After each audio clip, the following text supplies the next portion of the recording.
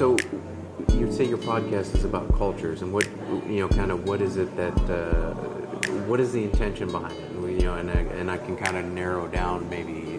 Okay, so based off of my first episode, I come from a background where I had a little bit of cultural disassociation between you're black, you're not black enough, and just want to be like a human being. I didn't get to grow up in a school, like a same school system, so I was on the move consistently throughout my life.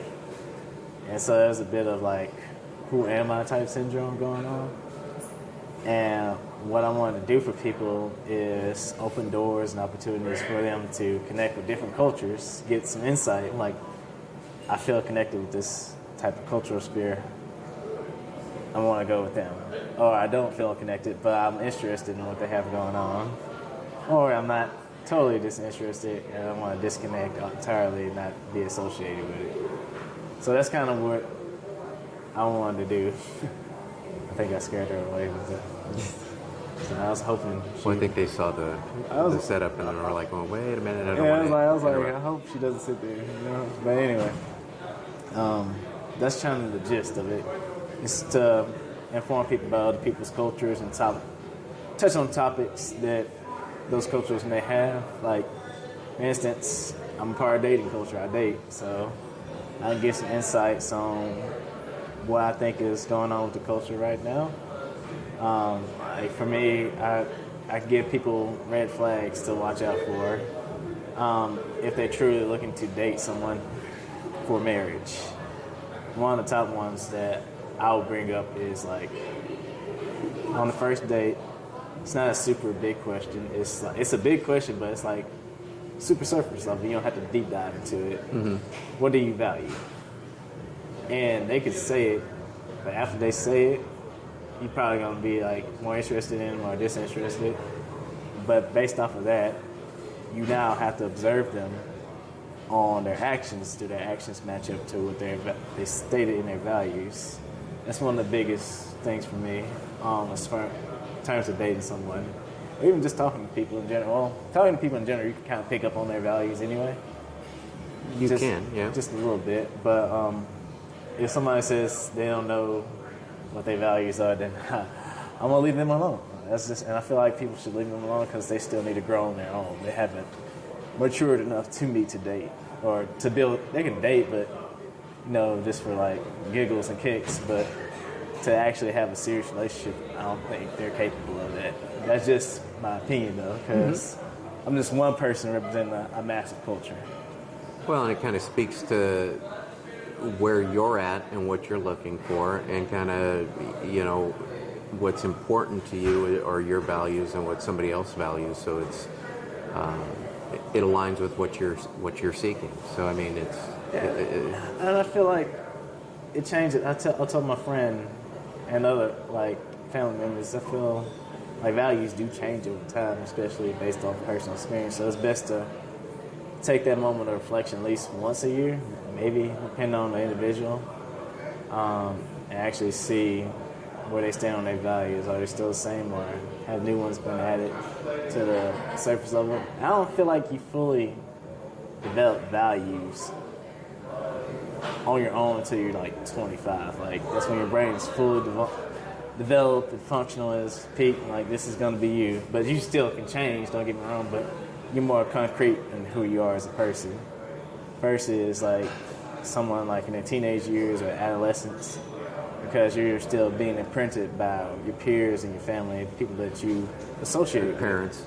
Yeah, so if you got somebody cranking down on you saying, let's go to church every day, and then when you become 18 or you're on your own, you have to decide, do I still want to do this? Because I don't have to do it anymore. That's when the real values start to like build up on. Like, and I feel like as a Christian, I had that moment, that break where I didn't go to a church.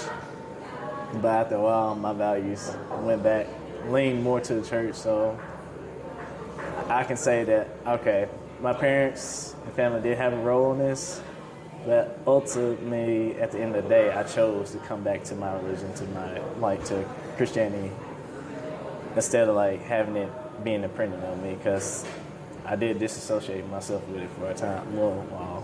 And I don't think that that's unusual either. I mean, to some degree, it may even be healthy, to go ahead and question things and then try to, like you said, as you're discovering yourself and discovering kind of what is your place in the world, you question things and you figure out kind of if that's going in the direction you want. And yeah, there's a little bit of so rocky water. tell me how like you built up around like your values and like kind of how you got to the military spirit. How I got to the military? How did I end up joining the military? Yeah, like was that kind of like associated with your values? I'm not sure. I think the military influenced values. I think you could actually take some of that back to even being in the Boy Scouts. I mean, structure, chain of command. Goals, objectives. Being able to see a clear path towards improvement. Because you have different Boy Scout ranks, for example. In the military, it's kind of the same way. It's leadership development. It's helping others. It's valuing honesty, integrity, stuff like this. So yeah, I think there's a lot that transitions well into a military environment. And then when you're not sure what you want to do, okay, the world is your playground. Go ahead and figure out where you want to go, what do you want to do, and you're not quite sure to make that decision yet. But you're kind of done with school. Although it's kind of funny because I went back to school and then went to school for even more years than high school. I've always enjoyed learning, and I've always enjoyed a structured environment. I just wasn't sure what I wanted to study. And so going into the military allowed me an opportunity to travel, earn some money, and receive training.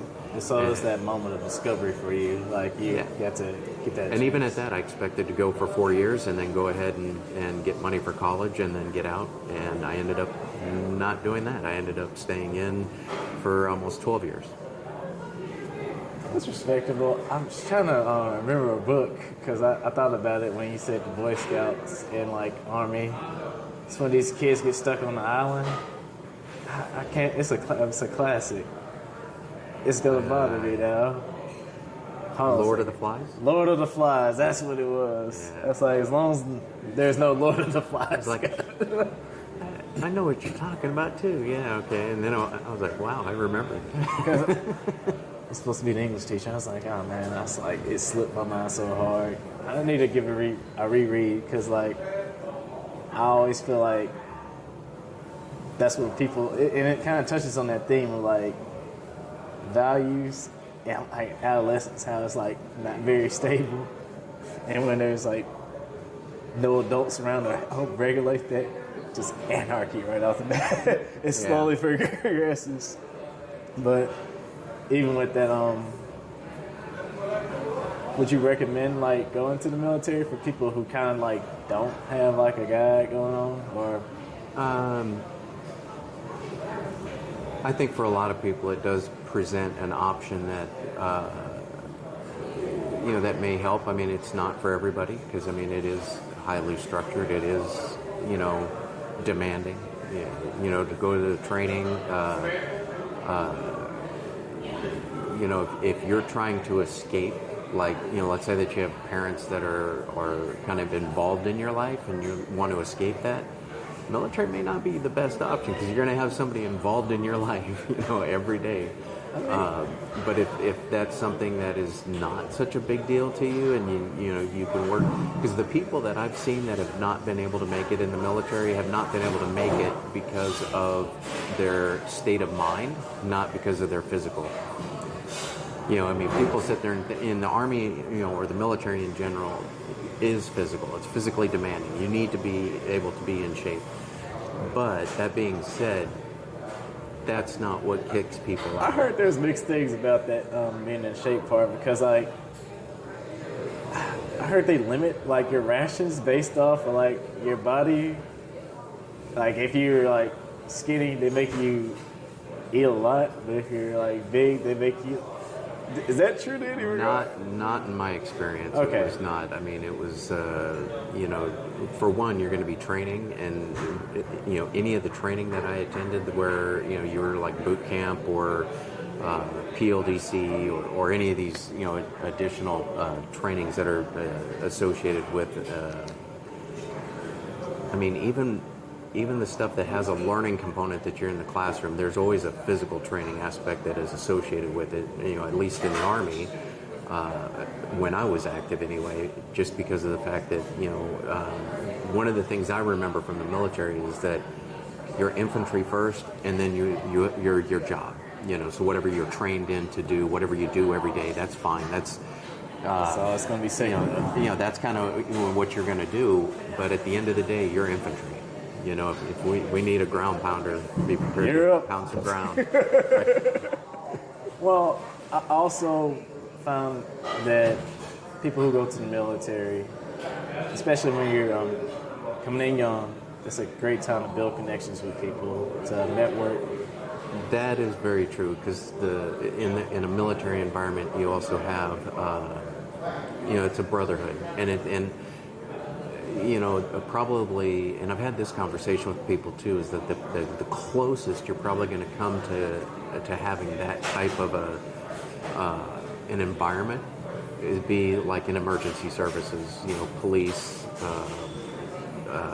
maybe medical personnel, something, firemen, where you are out there, you're putting your life at risk, the mission that you're doing is best accomplished with the effort of a team, and what your actions could result in the consequences that affect others. That's going to be the closest that you're ever going to come to, without joining the military. That's going to be the closest you're going to come to knowing what that's like, and it's kind of interesting to sit there and see that dynamic where you may not like that person, but you have a level of respect, and you have a level of, where you're looking for them to actually, follow through. And again, it's not that you're going to go and party with them on the weekends, but when it comes down to brass tacks, you can still depend on them.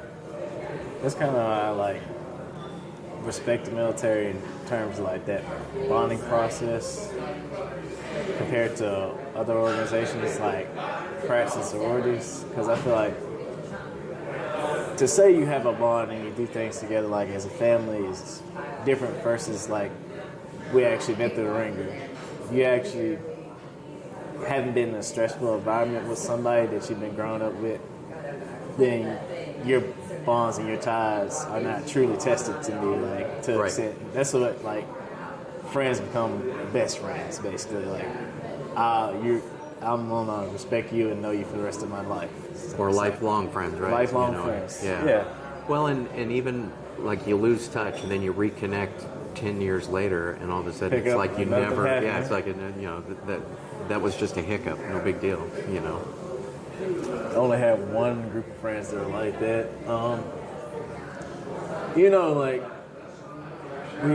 It was only 1 year though. So imagine if I went to school with these guys. This is my cross country team when I was in high school. I ran track, and I asked for the cross country next year. We got it, but that was my senior year. But we went through a lot with each other, because some of them did it for fun. I was doing it for meditation and a chance to actually win something, because I went through the traditional routes, playing basketball, football, the traditional American sports that get more praise than the other ones, because there's homecoming associated around basketball and football. So at that time I was doing it for the recognition, but I feel like with cross country, I did it for myself, and I think the guys kind of picked up on that, and they respected me over time. Even though I was the only senior, I was real goofy. I was still me at the end of the day. But when it came down to meet days, I was a jock. It is truest form. I was still silly and goofy, but if we had a chance of winning, it'd be most subtle things I would say that like my coach, like, oh, you got to say that to them because I said and talk to the coach all the time. He's a father figure for me, you know. But on days when they wouldn't run, I would run. I ran 2 days, and once they figured out I ran 2 days, and once they figured out that I found routes for them to run that I was telling my coach about, they're like, oh, he's serious about this. And it's like, not only does he believe in himself, he believes in us as well. And we kind of like formed a bond through that. And we kind of like was already hanging out with each other in school a little bit, but it's more, they didn't know me that well. They knew that they were going to miss me. So it was like, I was real cool, but not cool enough to get too attached to because, you know, I was going to come back. You know, I did come back to visit them and see how they were doing a few times because they were unaware. Like, even though I was a good runner, I was not a great runner. I missed a year of training, and that year of training, if I would have had it, I would have definitely been a D1 athlete in college. But without it, I had to work my way up to JUCO and stuff like that. But I also did research and understood the realities. Like, hey, you only got so much cartilage in your knees, and you don't want to wear them all the way out. And this is going to be a full-time job, but you're not going to have the same coach. You're going to probably be treated like a generic athlete, and he's not going to work with you. You're going to get a coach like that. They're more common than anything. Like, the great ones that work with each athlete individual as much as possible, they still may do the same exercises as everybody else, but they understand how to push them in certain aspects. That's what makes a great coach to me. But I knew I wasn't going to get that in college, and I didn't know how to articulate that to them. Like, the reality is like, hey, it's not all cracked up when you think it is to be. I mean, it still was a great place for them to network and make those connections, but at the end of the day, I wish I would have got more opportunities to run with those guys. I know we were talking about like the Brother Bond stuff. I kind of got like off track because Oh no, you're good. I remember that was a real good memory. So because apparently I was mean some days. Because especially if I feel like if you didn't deserve a spot, I would call you out. Because there was one kid. He's a junior, and the coach allowed him to come to the state meet, and I was furious about it. Cause like, what are you going? I just let it go. I'm like, why are you here? But like, when we got there, I was like telling everybody, hey, you do good. I got down to him. I said, you cheer. It's like, if you're not gonna do anything, you better cheer. Cause I was like, earn your keep, you know. Well, and that's it kind of speaks to another thing about being a member of a team and trying to contribute to the success of the team is being accountable. You know, and holding your peers accountable can be a tough thing to do. It is. That's kind of like, I feel like if I had a team with this, what I'm trying to do, because I'm also trying to expand my podcasts and venture into coffee. But I understand I can't do everything. I know I'm a jack of all trades, but I know that seen as a negative thing to some aspects, but if you actually listen to the whole quote, jack of all trades, master of none, but usually it's better than the master of one. So I can work with people who are going to be masters in their fields and stuff like that, because I can have those conversations. I understand. I'm not going to be the guy that just hires you and like, all right, do your thing. I'm going to actually try to work with you and study what you do so I can get a better understanding on how like to guide you on what I truly want from you, you know? Because otherwise you're going to get a mess. You're not being a good leader of your team. But right now, I'm just a one-man show. Keep it that way until like people want to work with me. I'm open to it. Mm-hmm. Just like the pay not might be the greatest because, I'm still, I'm not rich. I'm just a teacher. But back to the military. What did you do when you got out? Got out of the military? Mm-hmm. So, kind of talking back to your cultural perspective, though, before I got out of the military, one of the things that the military did present me with was an opportunity to see and visit other cultures. And when I was, some of the assignments that I had in the military were in Europe and Central America, and so I mean I've had did get a chance to be exposed to other viewpoints that were very different than here in the United States.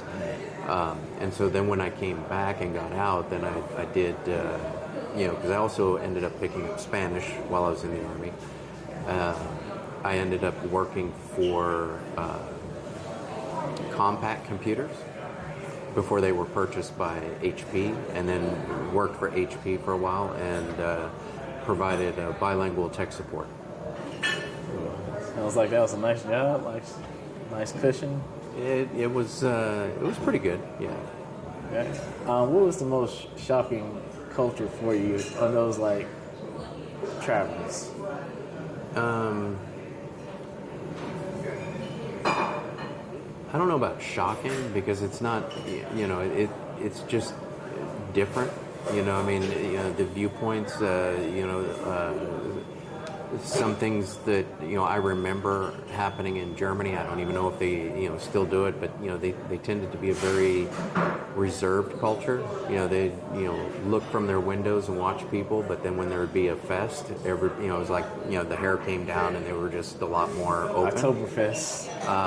Well, and it's not just, Oktoberfest is just the one, but in Germany they have fests all summer and fall. It's wine fest, beer fest. I really do, because my birthday's in October. I feel like that'd be perfect, but at the same time, I don't drink anymore. Like I stopped, so I don't want to offend anybody if I don't drink. No, I don't think that would, you're going to be around people that do, but again, the fest that I've been to,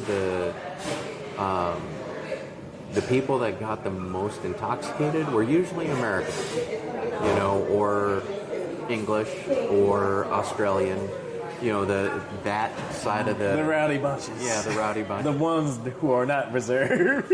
But you'd see Germans and French and stuff like that, and it was pretty rare to see them like totally 3 sheets into the wind.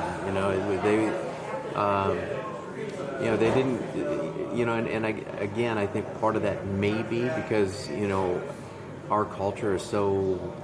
Has been anyway. It's kind of presented alcohol as kind of being that taboo thing until you're 21. Yeah. And in Germany, if you can look over, again, at least at the time when I was there, if you could look over the counter and put down a mark, they were going to, here you go. Yeah. So there was no, it wasn't taboo. It wasn't one of these things. No, you can't have it. It was, go ahead.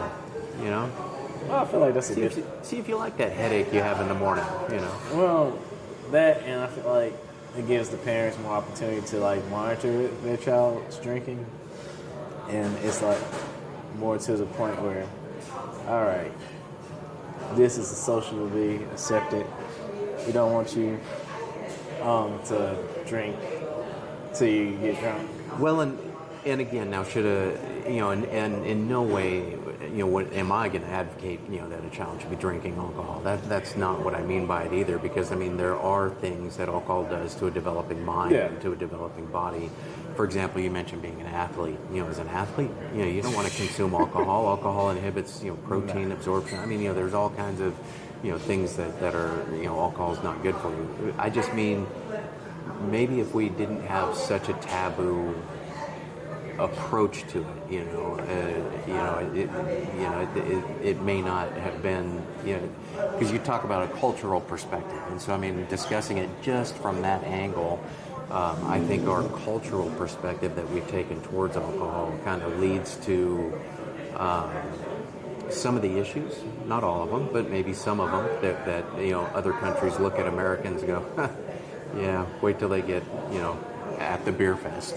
Yeah, because my thing is with America and the military. And the military at the time, it's like going, how much can you drink? Oh, I can drink more. And if I could go back, I'd be like going, who cares? It does It's a not pride matter who thing. can drink. Yeah. No, there's no pride behind it. There's I no mean, pride. it's a false pride thing. You know, it's a ridiculous thing. It's like, I can drink the most. Like, Congratulations. congratulations. And you're not really, you know, you're do you- really just renting it, but you know, What do you really get at the end of you're it? not Just a getting. bad headache. There's nothing gained. I get the T-shirt. Okay, congratulations. Yeah. That's why I was like, I stopped drinking because it's like, I realized it was more of a social thing. Then I'm like, I can be social without it. Yeah. Then it was like a stress thing. I said, there's different ways to relieve stress. No, I really need it for that either. Exercise. Exactly. Great stress reliever. So I know my back's messed up because I've been doing it in proper form. I did this test for the nurse. It was a quick assessment. I was telling her like I have like aching pain in my armpits, but it's like a muscle. I said she told me to describe it. I said, because like, is it shocking? She was making sure it wasn't a lymph node, and she said, okay, maybe it might be something wrong with your back. She said, just sit down like on the floor, and your back should be straight. I sat down. I felt the curve. It was like, I looked at it, I was like, it's not straight, is it? She's like, no. And I was like, you're going to have to do 1 hour of yoga. I was like, what you need to do is go to a gym, find your yoga class. I'm like, I have a terrible experience with yoga classes. It's not even me. It's the instructor that usually cause the, like, awkwardness for me, or like have these off-the-wall conversations. And like, I don't know. It's like the energy from it. I rather do it at home. Like, honestly, if I was keeping it 100, because, yeah, you don't want to date your yoga instructor. I'll just leave it at that. So, but touching back on German culture, was that the most? What else did they do besides drinking? That's kind of what I want to see. Well, like I said, you know, I think that, and again, it's been a while since I've been to Germany, but yeah, I do remember them as being, you know, very friendly once you got to know them. You know, very, very good people, but they were a little bit more standoffish. You know, they, you know, and I think that when you talk from a 30,000 foot cultural perspective, you know, the different countries and their approaches. You know, you know, for example, when I went to Panama, people were much more friendly, you know, but friendly up front.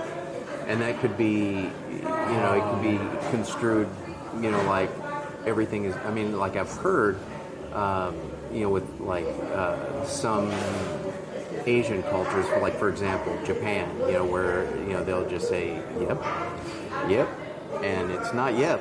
You know, I mean, you know, we are, you know, the American thing of you saying yes. Somebody actually described this with different coasts here in America, where like, don't get me wrong, like I don't know the different coasts, but let's just say, for example, the East Coast, they're like, oh, I feel sorry for you, you know, but they never do anything. Meanwhile, you go to another coast, they're talking about you the whole time, but they're helping you out while they're talking about you. It's kind of one of those things. Or, you know, like down south, you know, the bless your heart kind of thing. You know, it's like, not really. It's like, it's empathy. Not literally. It's like, it can be, but it depends on the intonation. Yeah, I'm gonna say it's like I'm being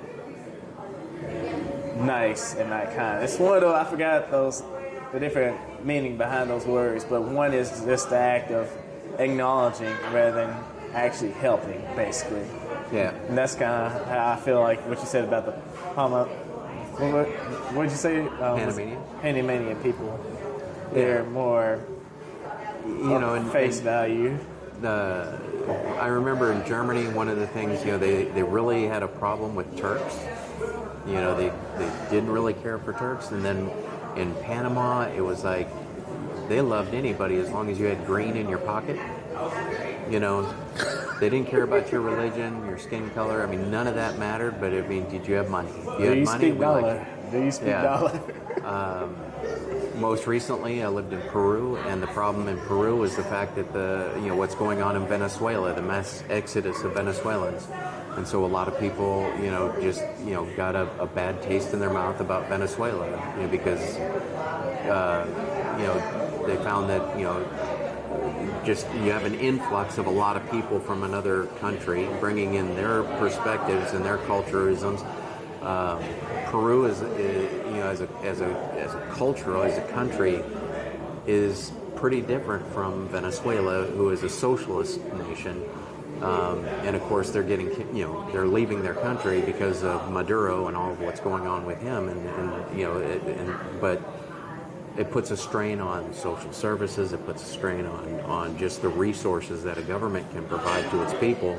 And you're talking about a developing country already when you talk about countries in South America, and all of them just kind of have this approach. I mean, a lot of them actually. Like I know when I went to Uruguay. And one time, even at Chile, we were at the border, and we saw, at the border, if you had a Venezuelan passport, turn around, go back. We're not letting anyone from Venezuela. Yeah. You said Chile? Yeah. They're pretty peaceful, though. Chile is well. Chile and Peru don't always have the best relationship. Okay. But Venezuela, they were like going, nope, turn around, not even letting you in. Even if it was like and I don't know what the whole circumstance was. I just remember when I went down there, crossing the border, I found out that Chile, the border guard can turn you around for any reason, and it just doesn't. I don't like how you look, which I was like, really, but whatever. I mean, but they turned some people away, and it was because they were from Venezuela. That's rough, but I mean, I feel like that's part of. I mean, they have their rights too, but. Well, and it's starting to come here to the United States along the southern border. I mean, I know people in El Paso, and they're saying that they're starting to see a large influx of Venezuelans coming across the border, and it's having an impact on at least in that border town that is actually has its own microcosm of a culture between Mexico and the United States, and Mexican Americans and Mexicans and Americans. You got this, and it's been interesting. And then all of a sudden, these Venezuelans start showing up in mass, and again, it's a different thought process, a different approach, and they are in a scarcity mindset. See, in that type of mindset, because I'm referring to like movements, because I kind of remember like when Chinese people started migrating to America, to California, and how they slowly adopted to the culture. Like, and from my understanding, based off playing war games on the computer, I always get skeptical when another culture comes in, because now I understand why. Because it's a game called Humankind. It shows this thing called civics and religion. They take a place on different systems that you have in your culture or your city. And so you see on the surface level what's going on. It's real cool because you have to switch over and see why your people are demanding this type of thing. And it's based off those new mindsets that are being infiltrated into your culture. So where some things may not have been accepted are slowly starting to be accepted. So that can always be a scary thing. Like, change is good, don't get me wrong, but I understand, like... Change is change, whether it's good or bad. You know what? Let me rephrase that. You're right. Change is change. Let me rephrase that. Because, like, I feel there's, like, those little hidden wars in those towns. Like, why some people are so, like, gun-ho and, like, no, I don't want you here. Because, like, I seen what happened to your country, I don't want you to do that over here. But that desperate mindset, I feel like they have that way to adapt. People who are desperate are very creative. Because, like, I saw the documentary, I think it was called Finding General Tasso. It's, like, about the chicken recipe. It went to, like, a whole origin story, like, how they migrated here, Chinese people migrated here. But it also broke down, like, how they weren't like accepted into a lot of jobs in America, so they had to do the jobs nobody wanted to do. But then they just made it to an industry and kind of network. There's like a huge network. They all like are associated with people. Like, let's say there's a nail salon or a Chinese restaurant. They actually have systems in place, kind of like how Mexicans have systems in place for those who come over here. Because I talked to a restaurant owner about it. They actually will help people, migrants, help them get jobs at restaurants or help them kind of like get established in the United States. Same thing for China, except for what they did. I don't know about Mexican. I can't speak about Mexican restaurants. The Chinese restaurants, they like would adapt. They taught them how to adapt to different areas that they're in, to like change their restaurant specials. So that's why General Tso chicken is never the same, no matter where you're at, really, because it's based off that individual culture. So it's like that submersion. It takes a lot of skill and talent and knowledge to be able to like cultivate for it to be successful here in America. Like, you're taking what you have remains and planting a seed, and you don't know what you're gonna get. It's just like a random seed. You know, the seed is your culture, but you're planting it in American soil, so you're just gonna get whatever you get. But if you nourish it the right way, you have a freaking tree, you know, and have a nice place to sit your head under. Well, I would say that actually may be speaking a little bit to, effectively managing conflict, because anytime you introduce a different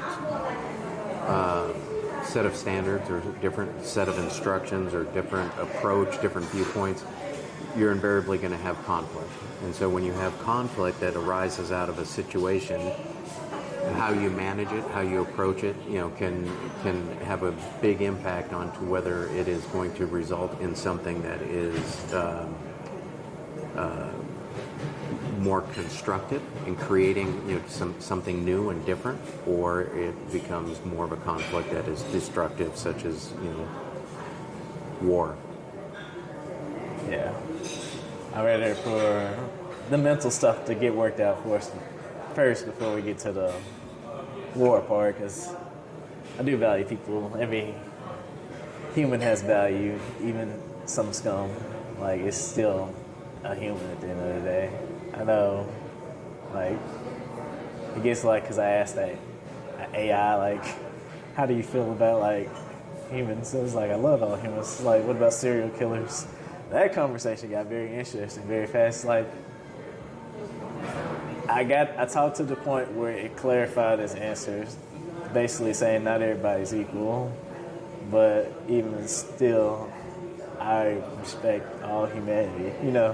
Kind of like that gray talk or double thought talk, where you have an opinion, but you can't express it negatively because you're supposed to be a positive version of, like, because there's always captivity around AI anyway. But definitely with the way people come over here and immerse themselves into our culture to create like these subcultures, I always find that amazing, because like you're able to survive over here. It's like you fought all the odds. And, like, I'm supposed to be talking to one of my Mexican friends about how his dad came over here. His parents, they actually like use